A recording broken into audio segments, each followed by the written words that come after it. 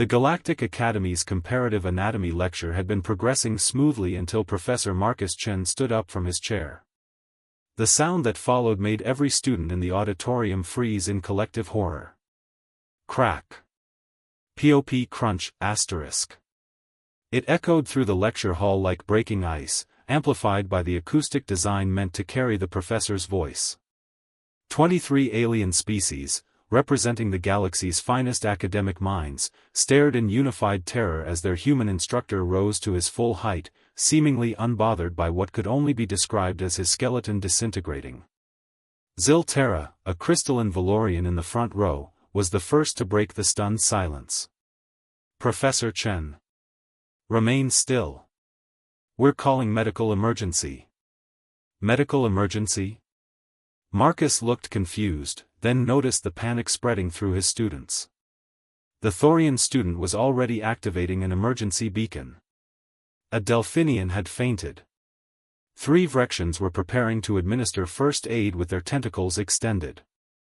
Wait, everyone calm down. Marcus raised his hands peacefully, which produced another series of pops from his shoulders. Half the class recoiled.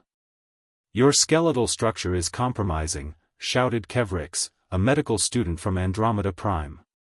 We heard the fractures. Multiple points of failure. Marcus blinked, then understanding dawned on his face. He couldn't help but laugh, which made several students look even more concerned. Surely the human had gone into shock. No, that's just my knees. He demonstrated by bending his legs slightly. Pop, see? Perfectly normal. Normal? The entire class responded in various pitches of distress. Marcus sighed and pulled up his prepared lecture slides. Okay, change of plans. Today's lesson, why human joints sound like a war zone. He displayed an X-ray of a human knee joint. This, students, is a human knee. It's held together by ligaments, cartilage, and what I like to call aggressive optimism. Zil-Terra's light patterns flickered with confusion. But the structural failure sounds aren't structural failure. They're just gas bubbles. Marcus zoomed in on the synovial fluid. Our joints are filled with fluid that contains dissolved gases. When we move certain ways, the pressure changes, and those gases form bubbles that pop. It's called crepitus.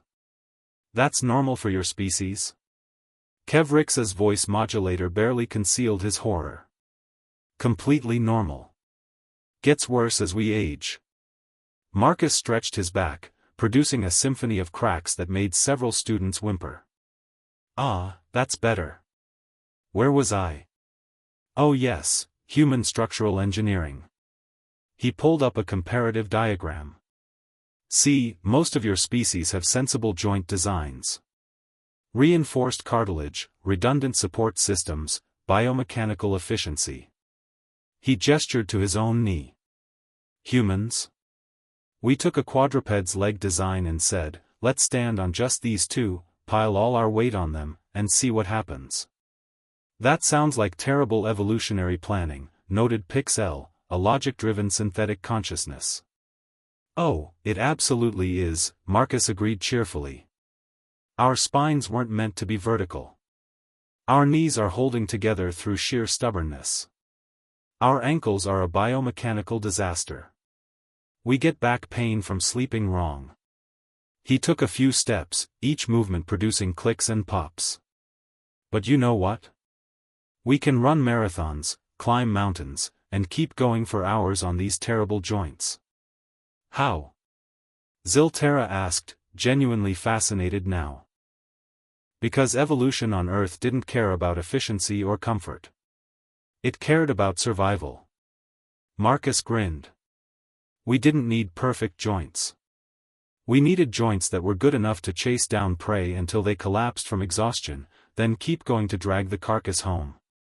He sat back down, producing another series of concerning sounds, and pulled up footage of human athletes. Earth humans are persistence hunters. Our bodies are held together by spite, duct tape, and protein.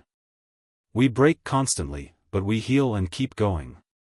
Kevrix was furiously taking notes. So the structural sounds aren't indicators of damage? Not usually. Though I should probably mention, sometimes they are, and we just ignore it and walk it off anyway. Marcus shrugged, which cracked his neck. Had a teammate in college who played an entire soccer match on a partially torn ACL. Didn't even know until the next day. The class sat in stunned silence. Your species, Pixel said slowly, is held together incorrectly, produces constant sounds of structural failure, frequently operates while damaged, and somehow became the galaxy's most accomplished explorers? Marcus smiled. Now you're getting it. Any questions? A trembling Delphinian raised one appendage. Professor, should we be concerned about all the sounds you make? Only if they stop, Marcus replied cheerfully. If a human suddenly goes quiet, that's when you worry. The Galactic Medical Database was updated that evening with a new advisory: human joint sounds, while alarming, are typically non-fatal. Do not initiate emergency protocols unless requested. They'll let you know if something is actually wrong. Probably.